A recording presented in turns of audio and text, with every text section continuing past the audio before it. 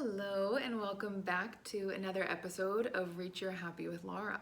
So, today, the lights are on bright. I am feeling this really strong illumination for the collective. And perhaps you're listening to this not on the day or the week or the month or the year that I originally made this. I have this little thing with myself that has resonated for me and other people that I've shared it with, so I'll share it with you too, that on YouTube, on Instagram, on, these different platforms, what you need will be brought to you. So especially something like this where there's an energetic exchange, trust that if you're feeling called to this, it has something for you. So this illumination, it's like the bright lights of the sun are touching every aspect of us, particularly the areas that have felt a bit stubborn or areas that we are reluctant to look at. And when we're reluctant to look at something, it generally is out of perhaps some fear or shame. Maybe you've been dissed in the past for having this issue or malfunction. So know that with this illumination may also come the other side effects, which could be some fear being triggered and insecurities, and knowing that that's okay, that the path that we walk as humans isn't destined for perfection and sunny, beautiful days. And when the sun's out, you feel great. I mean, even how I'm saying illumination, in my mind, I think, oh, well, illumination, isn't that a good thing? I'm looking outside, it's a beautiful sunny day, great. But with illumination, nothing is left out of the equation. Everything is getting illuminated. So with the fear and insecurities, the best thing you can do for yourself is reassure yourself that, of course I feel this way. That's very natural, I feel this way. It's not human. I would be an alien, a foreigner, right, from outer space if I didn't feel these very human emotions when all these different parts of me are being illuminated.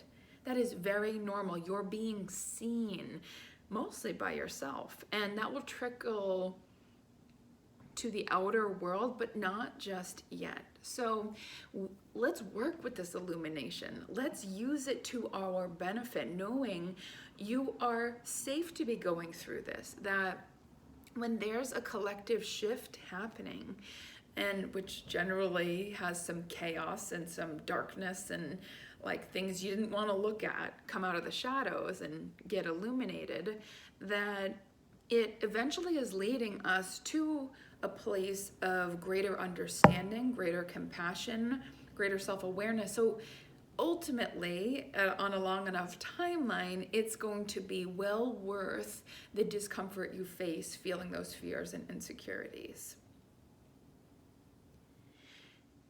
And this is wonderful news. When something gets illuminated and you are so deeply aware of it, that isn't always the time to change things as well. Sometimes an illumination period is really important just to illuminate an issue or bring your attention to something, but it doesn't necessarily mean it's time to act. And okay, how do I know when it's time to act? It really depends on the situation. Sorry to say, I don't have a black or white answer for you, but a general guideline, when is it time to actually take some action on said thing that is illuminated?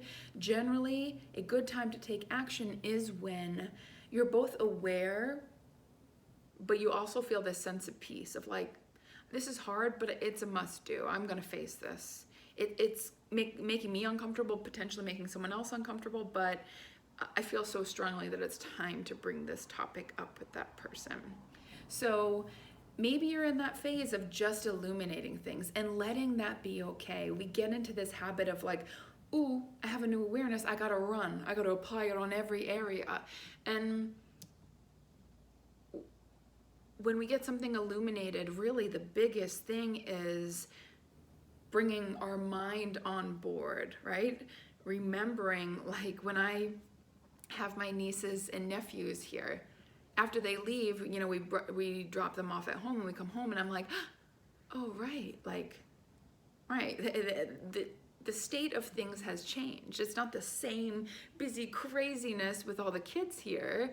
It's a little bit more settled. So, right, this is an adjustment. Sometimes I feel a little sad, and it's just like, yeah, this is just a change in the environment, but that's pretty much it, right? So illumination can just be the shift in your awareness, and that is one of the most valuable things anyway. So to want to jump into action to fix it or change it or solve the problem isn't necessarily the next step. So being aware enough for yourself of like, okay, this information was a lot, right? I'm not quite ready to have a conversation. I don't really want to move on. So give yourself time to digest that. Like me coming back into the house, just not clean everything up and get everything just right. It's let me just digest this shift, this change in pace. Letting ourselves integrate a little bit more. We work in this like super snappy, really quick paced world. So for us to slow down and allow integration time goes against the stream. So it makes sense why the stream of most other people's way of being. So it makes sense why it's a bit more challenging. And you are not going to get permission from the outside world for you to slow down. You have to decide that for yourself. There's a quote that says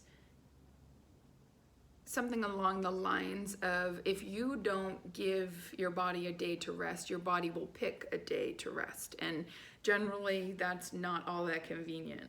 So letting yourself digest the illumination instead of forcing it along, we're really moving away from the forcing.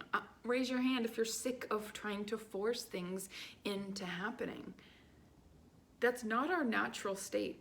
It's like trying to force a relationship. It just feels off. You can paint a pretty picture, but if it's not working, you're not jiving with that person, whether it's a friendship or a client or a relationship, it doesn't really matter. So let's not force things. Let's allow ourselves some time and space to process what is being illuminated. Shifting the narrative from, I got to take care of this, I got to fix this because I'm not good enough, I'm not whole, this needs to be different today for me to feel okay. And instead reminding yourself that this awareness, healing, awakening, evolution process is real slow going, and there's always going to be something more for me to work on. So I might as well chew on this a little longer and take my time, because heck, if there's just something else ready, right, waiting on edge, what do they call that when the batter, like the second one up, I don't know, but you're kind of standing there like, okay, so there's always going to be a little something making its way to you, a lesson to learn, a realization to have. So take your time with what you're going through. Sometimes when it gets nicer outside on the East Coast here, people, like you see people driving faster, right? Windows are down, music's blasting, everyone's just like the energy's up. And maybe your energy may not be up. And even if it is, that doesn't mean you sprint around until the energy's all gone. Allowing yourself to move at the pace that feels most right for you right now. If you're having a hard time with the illumination and the lights feel too bright, we can't, sometimes these like waves of things happen. People feel really low for a long period of time, and it's like, how do I get out of it? How do I change the state? It's reminding yourself in these times, again, if the illumination is too strong, that this is going to become a new normal for me. This is really bright and overwhelming right now, but this isn't always going to feel this way. Change takes time. Transitions take time. And so I can give myself that extra padding, which is coming from inside of you of, hey, it's all right, you're going through a transition. I'm going to support you in this. Take your time with this. There's no need to rush and call all the people and inform them of all the things. No. This illumination is really about you and you. It affects your relationships. It affects everything else, but your work is really with you. And this analogy keeps popping up for me, and I'm not really sure how this lands here, but I'm just going to share it because it keeps popping up, and it just popped up again. So again, I live on the East Coast, and we get some serious potholes here. So, you know, throughout the winter, hitting all those potholes, and sometimes they're under snow and you can't even see it. Anyways, I've hit plenty of potholes where it messes up the alignment with the wheels, like the car wheels, to my driving wheel. So I'll be wanting to go from A to B in a straight line, but instead of holding the wheel straight, I kind of have to go like this because the wheels to my steering wheel are not aligned. There's a little bit of a disconnection. They haven't completely broken apart, right? That wouldn't work. I wouldn't be able to drive my car or steer. But there is something just a little off. So if you've been experiencing that, just feeling a little off, a little disconnected, like nothing in particular wrong per se, but you're just feeling this, perhaps it's agitation, anxiety. Well, like the car that needs a wheel alignment, you too, we as humans need alignment as well. And alignment meaning reconnecting with the self, feeling in your body, being aware of your mind, being in tune with your emotions. So for you, that may look like a nice big croissant and a cup of coffee at the park. Other people, I work with people to help them find their alignment. So it could be a Reiki session. It could be a stroll with a friend or a day of no social media. Everyone has their own way, and like there's a scale here from easy to hard.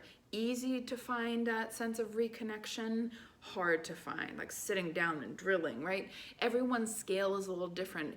Easy for me is going for a walk. Hard for me is sitting in the discomfort, trying to talk about it. Like I need to feel through it before I can talk about it. So our desires and our needs change so much. I mean, day to day, but over time as well. So what used to work for you to feel connected, like maybe, you know, a girl's weekend where you binge drink, maybe that's just not really doing it for you anymore. You're more on the, I need a massage and, you know, a sleep alone at a hotel in a king size bed with room service. Maybe you don't have that ability or that luxury, that space, that freedom. You're a mom, you're whatever your situation is. There is something that helps you feel back in your center. So discovering that, and when you work towards that, let me tell you, everything changes. When you find a way of reconnecting with yourself, everything gets to change. You have this peace about you, you have this clarity. Other people come to you with their stuff and you're not caught up in the drama. You're a clear channel of love and inner knowing that things have a way of working out and every problem has a solution. And that's really, that's what I do for my clients. I help you reestablish your connection to you so that you can go out in the world and make choices and believe that it is possible that I can feel good, I can care for me, and that impacts everyone else. In our conversations, in our, you know, grocery store interactions, it matters so much that you feel connected to you. So keep in mind the car analogy. Maybe that's more helpful than looking at yourself. And that is all. Thank you for tuning in. If you enjoyed this content, please like, subscribe, comment, share with a friend, whatever you feel called to do.